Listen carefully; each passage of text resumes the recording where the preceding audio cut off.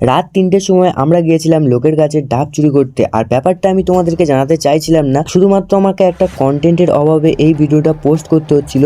হ্যাঁ, তো চলো ব্যাপারটা আমি তোমাদেরকে শুরু থেকে বলি। কয়েকদিন আগেই ছিল চড়ক অর্থাৎ সন্ন্যাসী মেলা, আর আমরা এবছর উত্তরে নিয়েছিলাম। আর সন্ন্যাসী হলে মাঝ রাতে উঠে খাওয়া দাওয়া করতে হয়, তাই আমি, সৌভিক, দাদা আর আমার একটা ভাই রাতে খাওয়া দাওয়া করে বেরিয়ে পড়েছিলাম। আর তারপরে চলে এসেছিলাম আমাদের এখানে একজনাদের বাগানে। আর এখানে ৩-৪টে গাছ রয়েছে, যে গাছে ভালো ভালো ডাব রয়েছে। আমরা দিনের বেলা এসে দেখে গেছিলাম আর রাত্রেবেলা এসেছি সেগুলো পাড়ার জন্য। আর আমরা বাড়ি থেকে দাওয়ালি, দড়ি সমস্ত কিছু রেডি করে নিয়ে এসেছিলাম। আর সৌভিক এদিকে রেডি হচ্ছিল গাছে ওঠার জন্য, কারণ এখানে আমাদের সবার মধ্যে সৌভিকই ভালো গাছে উঠতে পারে। তারপর ঝটাপট সৌভিক সময় নষ্ট না করে গাছে উঠে পড়েছিল খুব সুন্দরভাবে। আর তারপর দেখো খুব সুন্দরভাবে একটা ডাবের কাঁদি নামিয়ে দিয়েছিল। আর এদিকে ভাই রাস্তায় পাহারা দিচ্ছিল আর দাদা গাছের গোড়ায় দাঁড়িয়ে রয়েছে। আর সৌভিক দেখো ২-৩টে গাছ চড়ার পর প্রায় ঘেমে গেছিল, তাই দেখো একটা ডাব কেটে খেয়ে নিচ্ছিল। আর আমিও খেয়ে নিচ্ছিলাম, কারণ এর পরের দিন ছিল নীলের বার আর আমাদের সারাদিন না খেয়ে থাক। এখন দেখো ডাব পাড়া তো সব কমপ্লিট, এবার বাড়িতে বয়ে নিয়ে যেতে হবে, এটাই হচ্ছে এখন সবচেয়ে বড় কথা। তো আমরা এখন এই জিনিসটাকে নিয়ে পালাতে শুরু করছি, কারণ এই ভিডিওটা আমি পোস্ট করে দিয়েছি। গাছের মালিক যদি দেখে নেয় তাহলে ভাই আমাদের কি অবস্থা হবে তোমরা কি বুঝতে পারছো?